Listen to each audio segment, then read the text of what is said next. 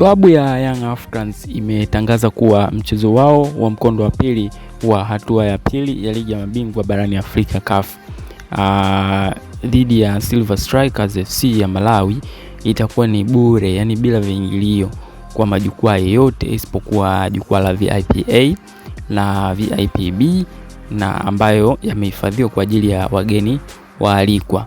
Sio hayo yameelezwa na meneja wa habari na mawasiliano wa klabu hiyo Ali Shaban Kamwe wakati akizungumza na waandishi wa habari leo Oktoba 21 kuelekea mchezo huo utakaopigwa Oktoba 25 mwaka 2025 katika dimba la Benjamin Mkapa.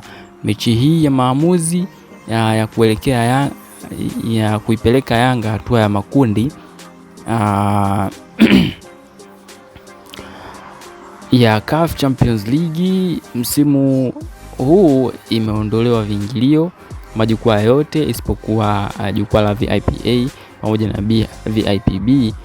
Alisema Alikamwe. Viongozi wa klabu yetu walikutana leo asubuhi kwa ajili ya kujadili mawazo ya mashabiki na wanachama wa klabu yetu waliomba viingilio kiingilio kiwe bure. Viongozi wamekubali ombi hilo na mchezo huo utakuwa hamna kiingilio isipokuwa viti vya VIP-A na VIP-B ambavyo vimewekwa kwa ajili ya wageni, alisema Alikamwe.